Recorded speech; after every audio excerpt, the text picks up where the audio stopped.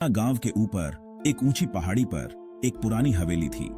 यह कभी बहुत शानदार हुआ करती थी, सुंदर मेहराबों और बड़े बड़े आंगनों वाली। अब ये एक टूटी फूटी खंडहर थी। बेलों ने बालकनियों को जकड़ रखा था। टूटी हुई खिड़कियां खाली आंखों की तरह देखती थीं। गांव वाले रात में अजीब आवाजों की बात करते थे, कराह, फुसफुसाहट और खौफनाक हंसी। उन्होंने कहा कि हवेली में भूत रहते हैं। ये एक ऐसी जगह थी जहां से बचना चाहिए, खासकर अंधेरा होने के बाद। एक दिन वीरेंद्र नाम का एक जवान आदमी सोना आया। वह अपने दादाजी से मिलने आया था, जो गांव के मुखिया थे। वीरेंद्र बहादुर और जिज्ञासु था। उसने भूतिया हवेली के बारे में फुसफुसाहट सुनी थी, लेकिन उसके दिल में डर नहीं था, बस रोमांच की प्यास थी। उसने कहानियों के पीछे की सच्चाई का पता लगाने का फैसला किया। उसके दादाजी ने उसे चेतावनी दी, उस हवेली में सिर्फ गम और परछाइयां हैं वीरेंद्र, उसे ऐसे ही रहने दो। वीरेंद्र ने आदरपूर्वक सुना, लेकिन उसका मन बन चुका था। उस रात चांद की चांदी सी रोशनी में वीरेंद्र पहाड़ी पर चढ़ गया। हवा उसके चारों ओर गरज रही थी, जंगली चमेली की खुशबू और कुछ ठंडा और बेचैन करने वाला। वह हवेली के जंग लगे लोहे के फाटकों पर पहुंचा।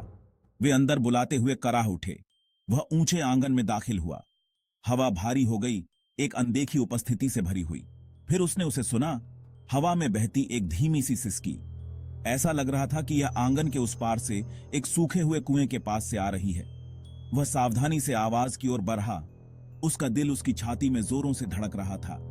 जैसे जैसे वह करीब आता गया, सिसकियां तेज होती गईं, एक गहरे गूंजते हुए दुख से भरी हुईं। वहां कौन है? वीरेंद्र ने पुकारा। उसकी आवाज आश्चर्यजनक रूप से स्थिर थी। तुम्हें क्या तकलीफ है?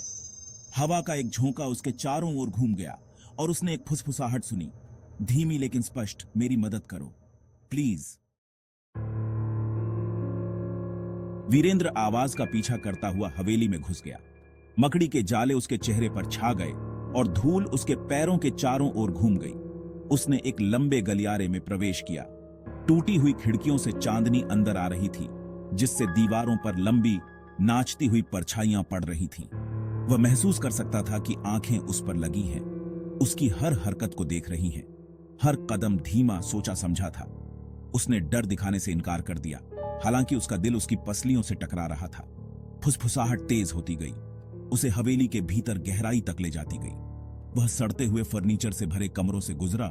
उनके कभी अमीर कपड़े अब फीके और फटे हुए थे। उसने दीवारों पर चित्र देखे, उनकी आंखें मानो उसका पीछा कर रही हों। हवा और ठंडी हो गई और एक गहरा अकेलापन उस पर छा गया।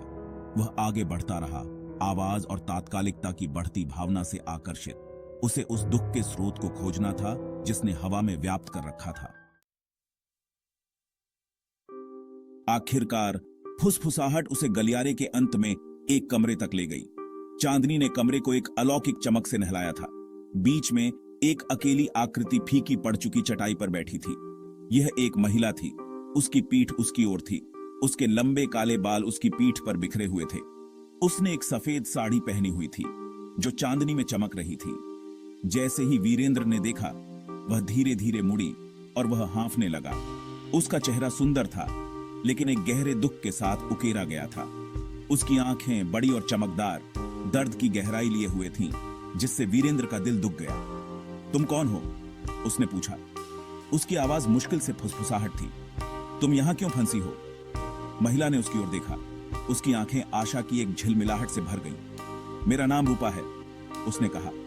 उसकी आवाज एक मधुर धुन थी, और मैं एक टूटे हुए वादे से इस जगह से बंधी हुई हूं।